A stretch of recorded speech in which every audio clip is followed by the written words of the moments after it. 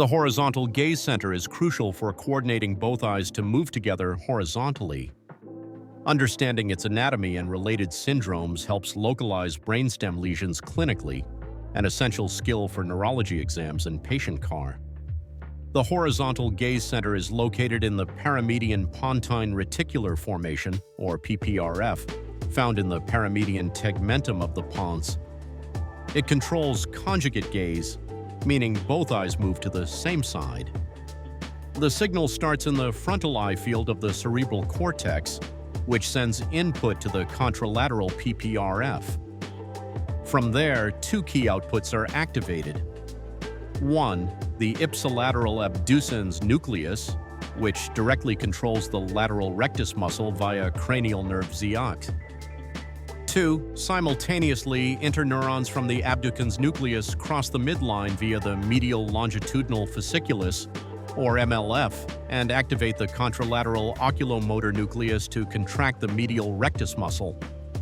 The result, conjugate horizontal gaze. Both eyes move together to the same side. This coordination ensures smooth tracking of moving objects and rapid saccades.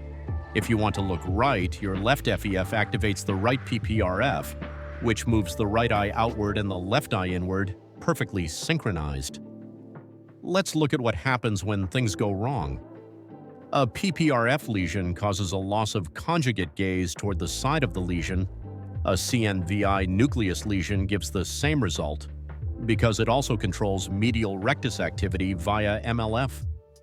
A CNVI nerve lesion, however, only affects the ipsilateral lateral rectus, so only that eye can't abduct.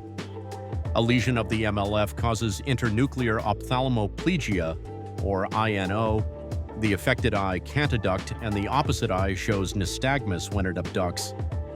1.5 syndrome is a classic. It's caused by a lesion of the PPRF or CN6 nucleus plus the ipsilateral MLF. You lose gaze to one side completely, and on the other side, only one eye can abduct, hence 1.5. 8.5 syndrome adds a facial palsy to the 1.5 picture by including the CN7 fascicle. So now you have horizontal gaze palsy, internuclear ophthalmoplegia, and ipsilateral facial weakness.